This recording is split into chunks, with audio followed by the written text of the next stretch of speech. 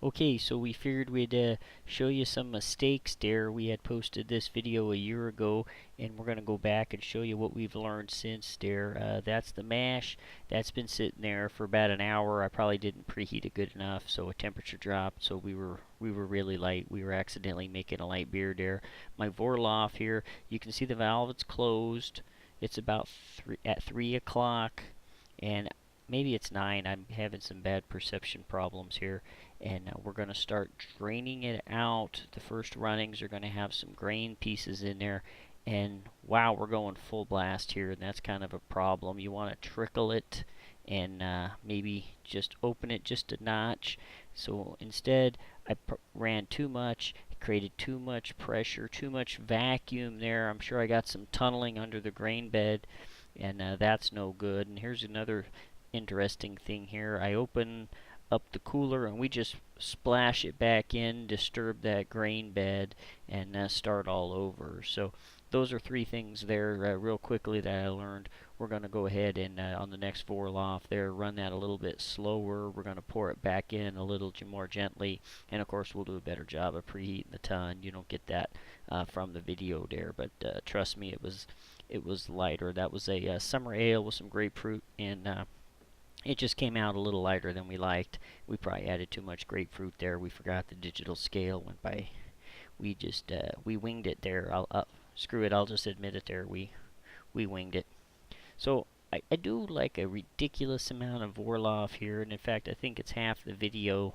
Obviously we were there for like 4.5 hours brewing beer, and all you see there is Vorloff.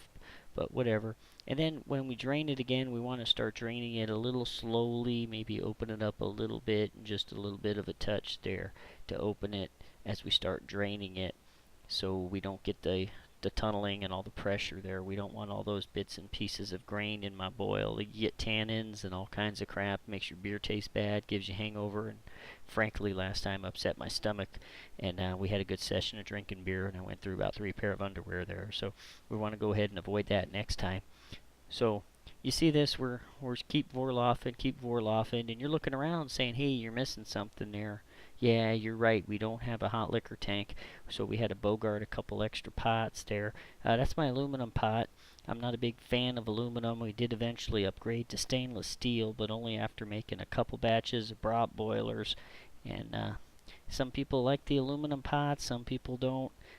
I think there's a way to do an aluminum pot that works. I just didn't set it up right there. You got to boil it and get that first coating, and that'll protect you against the oxidation. I didn't do that. We had some problems later on, maybe not the first couple of batches, but each successive batch got grosser and grosser. So we're sitting here, there's me lecturing there with the muffin mitts. You always got to have good muffin mitts there. Those were the wife's. She's not too thrilled, but you know, the beer wasn't even for her, but what are you going to do? I'm not burning my hands just for you. That's a Moose Drool bottle opener there, because you know you got to have one screwed on so you don't ever lose it. So I don't have a long enough hose here. I forget where our count's at now on errors, maybe 6 or 7. So we're going to go ahead and we use a nice chair there. Get that pot higher up so we're not splashing around, and it doesn't sound like you're going to the bathroom there, because, well, frankly, if you hear it, you got to go anyway, and then that stops the whole show, and you got to come back and re-sanitize, and we don't even like that, so that's a pain in the butt there.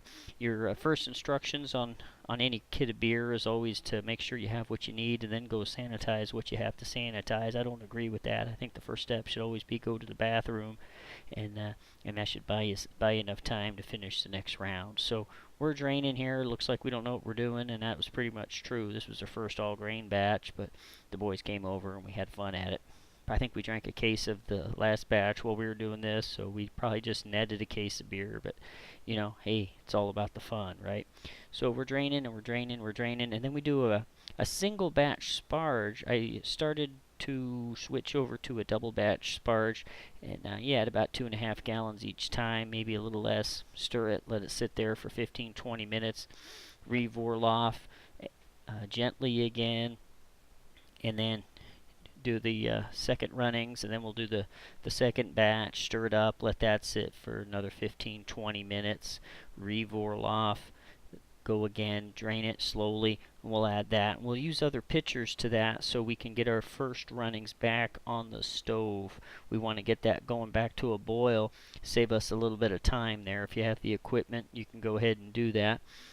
Don't be afraid. Once your hot liquor tank is empty of sparge water, you can go ahead and use that for the to collect maybe the third runnings or second and third runnings, depending on there. If you're only doing a double batch, you only sparge once, then maybe you can use your bottling bucket to collect that. So if you're lucky enough to have two kettles or a better kettle, then you can do that. But I won't be using the spare aluminum. Not a big fan of that anymore. Got some weird oxidation. We boiled it. That was kind of boring. Single hop addition there. Maybe we added a little bit at 10 minutes. Who cares? You've seen that. We're cooling it with the wort chiller. No big deal. And then we're done. So we'll post the next one. Hopefully that beer tastes good. Give us any posts to comment.